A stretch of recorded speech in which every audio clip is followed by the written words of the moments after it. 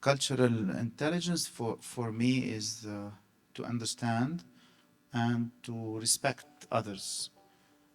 Others, I mean persons, but also other people's values. And this is very important in general terms as well in the media, most specifically. For us in the media, this is not just a nice idea. It's a social and ethical responsibility, I think.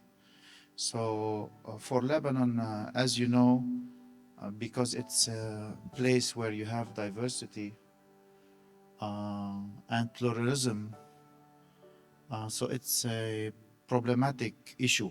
It can be either a positive approach for people and for their thoughts, can be either bringing people together, or to the contrary, it might push them further apart.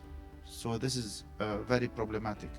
That's why our journalists, our editors, our producers, they have to always be aware of how words, images, stories can affect others and maybe sometimes negatively. So Lebanese media, as you know, because of their diversity, they reflect the community. They might be considered as being a mirror to our society. So they can either reflect the differences, or sometimes also they can reflect the shared identity of Lebanon. And today, you know, with the social media and the digital platforms, messages travel instantly, often without borders, without context, and sometimes understanding. And this is very critical as well. Here too, the cultural intelligence can make a difference. Can make a difference. It helps us recognize uh, the differences between us and to accept those differences, to respect others people's values, as I said, to prevent misinformation, and this is very important nowadays, and to promote dialogue instead of division.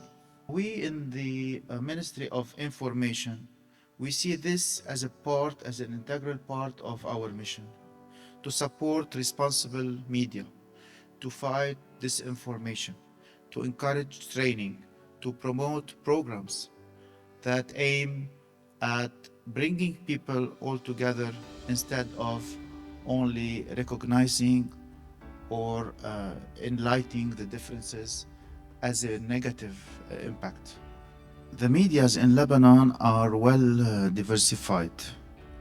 We have like around 10 TV stations that are private TV stations. We have also the Liban, that is the national TV, that is being now enhanced, because we have appointed, after 26 years, a board of directors and a general manager of this national TV.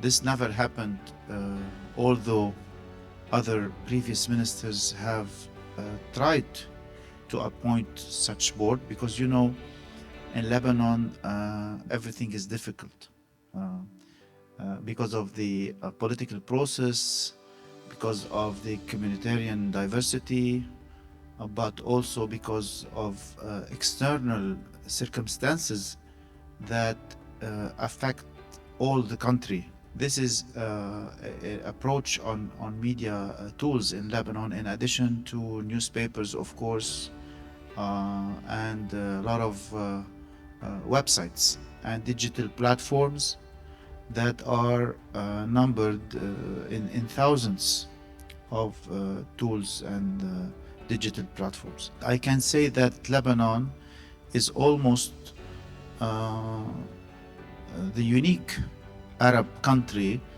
that has this diversity, not in terms of numbers of media tools only, but in terms of the diversity, of the political diversity of those tools, and the independent opinions and the freedom of speech that distinguish this country from other Arab countries. This is a good thing, but also it makes a lot of problematics in a small and diversified country. In my mandate, during my mandate, There are 3 languages, no? I can continue the conversation alone. That's a Please. good thing. No, because there are 3 languages, English, French, and Arabic also in the media, no? Right. That's true. We have newspapers in French, for example. In Liban, we have news in French as well. So yes, and Lebanon is well known by its diversity, by its cultural diversity and linguistic diversity, as you know. We share common values anyways. So to get back to the question, we have now in course a new media law that has been drafted in collaboration with the UNESCO and other NGOs that are specialized in freedom of press. I was one of the experts before becoming a minister who have contributed in commenting on this law. It's a pioneer law. It's a model law in the Arab world now to become enacted soon by the parliament. It has many good features, including the protection of freedom of speech, the diversity of the media, and the declaration that has to be submitted by those media to the government and not getting any authorization, the formation of a civic professional body that regulates media instead of being transferred to ordinary or traditional courts, and the definition of who is a journalist to enable him or her to benefit from privileges and immunities.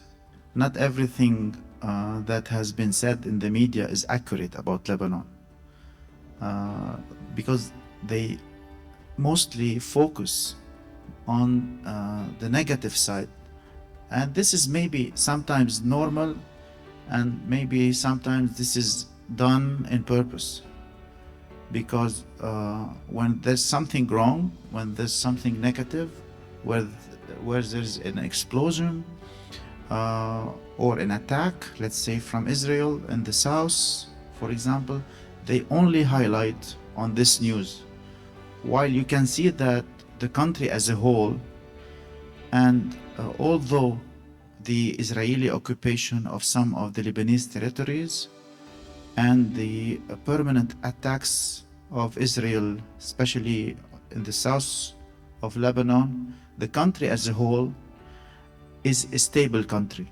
And this might be a little bit, abnormal for you, but although we are trying hard to get rid from the Israeli occupation and try to fight those Israeli attacks by diplomacy and by those influence we are trying to make with our friends in the international community, Lebanon by itself is now stable because a lot of good things happened lately, mainly the election of a new president that gave hope after like more than 3 years of lack of the presidency seat. A new government has been formed, and there has been new measures and some good reforms that have been made and put in place on the economic level and also on the sectarian level. So we are now ready to host and welcome our friends in the world starting by the Lebanese diaspora and everyone who likes to visit Lebanon.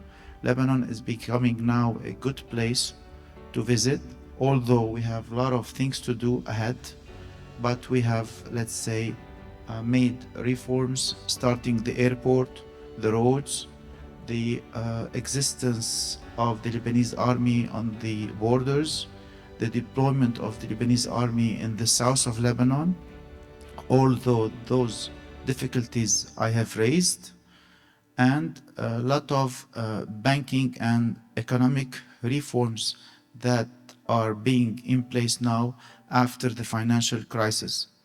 As I said, we have a full agenda to make, and it is a heavy agenda, but we are going forward and we're getting back on the good track again.